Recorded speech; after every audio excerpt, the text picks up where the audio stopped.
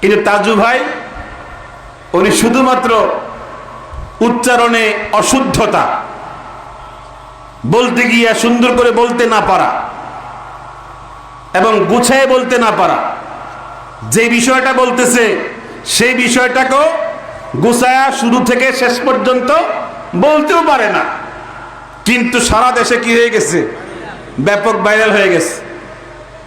এখন উনি যে ব্যাপক ভাইরাল হয়েছে, এটা আরো অনেকেরই কি হইতেছে না, সহ্য হইতেছে না, যে আমরা এত চেষ্টা করার পরে ভাইরাল হইতে পারতেছি না, আর তাজু কেমনে ভাইরাল হয়ে গেছে।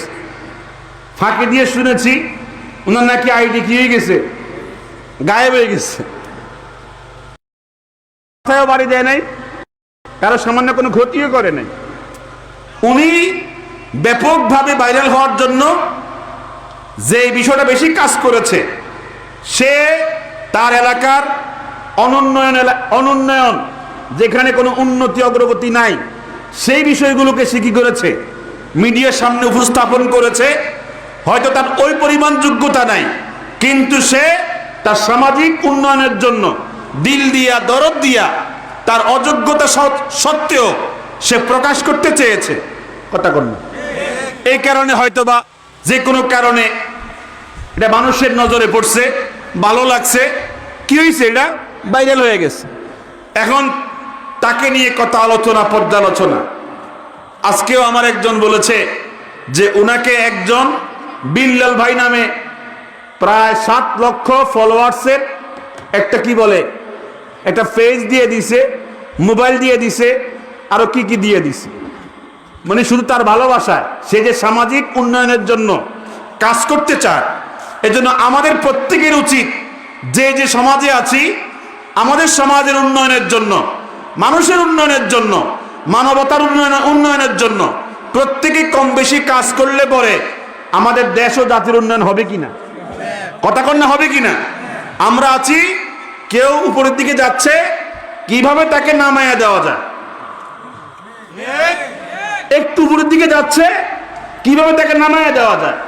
পাশের ভাই হয়তো বা টাকাওয়ালা হইতেছে, বিল্ডিং তুলতেছে, ক্ষেত খামার কিনতেছে, ব্যবসা বাণিজ্য উন্নতি হইতেছে, এখন তারে কয়েকটা মামলায় ঢুকাই দিয়া কেমনে তাকে হেস্তনেস্ত করা যায়, এইরকম পেরেশানি নিয়ে আমরা আছি বেশিরভাগ। কথা কোন ঠিক কিনা? আল্লাহ আমাদের সকলকে হেফাজত করে। সবাই একটা আমিন বলেন জোরে। এজন্য প্রত্যেকেই দরকার সামাজিক উন্নয়ন, মানবতার কল্যাণে, আমাদের গ্রামাঞ্চলের উন্নয়নে, প্রত্যেকের পরিবারের উন্নয়নে আমরা কম বেশি নিজে কল্যাণের কাজে এগিয়ে আসা দরকার। কথা কোন ঠিক কিনা? আমি যে কথা বলতে চাচ্ছিলাম, ছেলে সর্বশেষ জিব্রিলকে আল্লাহ তাআলা বলছেন এই আংটি বালতির ঢুকাইয়া দাও। জিব্রিল তখন গোসে মেজে বালতির ঢুকাইয়া দিছে আংটি। এখন বলেন তো, আংটি কি এখন নদীতে না বালতিতে? সকলে বলেন, আসলো কেমনে? এগুলো ওলি আল্লাহ সোহবত, ওলি আল্লাহর দোয়া, ঠিক নেই? সোহবত কি 2 ঘন্টা ছিল, 5 ঘন্টা ছিল? এ কিছুক্ষণ সময় ছিল। আর ওয়াজ কি লম্বা ওয়াজ? ইন্নামাল আমালু, বলেন ইন্নামাল আমালু। ছেলেটা ওয়ারাশাহাল মা সুরআতান, সময় তো বেলা শেষ হয়ে গেছে, দ্রুত করতেছে। এই দ্রুততার ভিতর দিয়েই খালি বালতি যখন পানি, যখন ভর্তিওয়ালা পানি যখন উপরে পড়ছে, এই গোল্ডেন, এই স্বর্ণের আংটি পূর্ণিমার চাঁদের মধ্যে ঝিকঝিক ঝিকঝিক করে হাসতেছে। আংটি হাতে নিয়ে উল্টায় দেখে বাদশার বাবার নাম মামুন, খোদাই করে লেখা। ছেলেটা হাতে নিছে, হাতে নিয়ে বলতেছে, আল্লাহ তোমার কুদরত শুধু জানতাম, আজকে সচক্ষে দেখতেছি। জীবনে কিছু গল্প মিলেন, আপনাদের কাছেও এমন কিছু ঘটনা ঘটে গেছে, আল্লাহর কুদরত আপনি নিজের চোখে দেখতেছেন। হয় কি হয় না? নিজের জীবনের গল্প মিলিয়ে দেখেন। ছেলে এই আংটির দিকে তাকাইয়া আল্লাহর কুদরত চিন্তা করতেছে, আল্লাহ তোমার কুদরত শুনতাম শুধুমাত্র, আজকে নিজের চোখে দেখছি। আমার ক্ষমতায় তো হয়ই নাই, তোমার ক্ষমতাকে আজকে নিজের চোখে দেখছি। এই আংটি হাতে নিয়ে চুমা খাইতে আছে।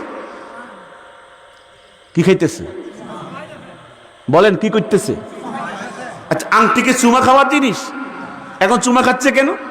ইশকের কারণে, আল্লাহর মহব্বতের কারণে, ভালোবাসার কারণে। আল্লাহর কুদরত নিজের চোখে দেখছে, এই আংটি চুমা খাইতে আছে। এটা কথা বলি আপনাদের সামনে। আমাদের লাকসাম থেকে ঢাকা যাচ্ছিলাম বাসে করে।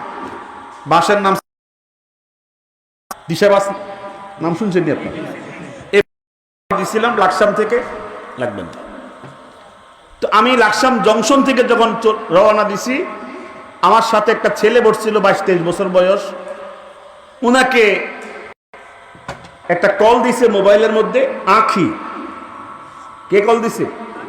আঁখি, সরেয়া চন্দ্রবিন্দু খরচ শিকার কি মোবাইলটা ছিল।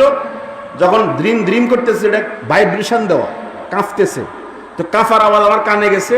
আমি তখন নজরে দেখতেছি স্ক্রিনে ভাসতেছে আঁখি। বলেন কি? আঁখি তো পুরুষ নাকি মহিলা? তো তারা রিসিভ করছে এইভাবে। তো ধরছে, ধরে বলতেছে, গত রাত্রে আমি খেতে গেলাম, আমার মুখে খাবার ওঠে না, অনেক চেষ্টা করছি, খাইতে পারতেছি না। ঘুমাইতে গেছি, চোখে মোটেও ঘুম আসে না। আমি মনে হয় বেশি দিন বাঁচবো না, বেশি দিন বাঁচবো। বয়স কত বলেন না? কত? 22-23 বছর। হেতে বাঁচত না। তো মেয়ে তারে খুশি করার জন্য মনে কিছু বলছে, আমি তার শুনতেছি না, এই তো শুনতেছে। হে বাড়া, মেয়ের কথা শুন না এমন খুশি হয়েছে, আসতে আসতে এই মোবাইল চুমা খেতে আছে। আর আমি কি হুজুর না মুজুর? কোনো গুরুত্বই তার কাছে নেই। এরকম ছেলে আছে না নাই? এবারে হেবড়া মোবাইল চুমা খায়, বেট খায়। মনে মনে ভাবলাম যে আজকে সফরটা তো আজকে আমার শেষ করে দিল। জামু ঢাকায়, মাত্র শুরু হইল। তো হে কথা বলতেই আছে। স্বামী স্ত্রী এত কথা কয় না, এত ফায়সা কথা বলতেছে। 17 মিনিট বলছে। কয় মিনিট?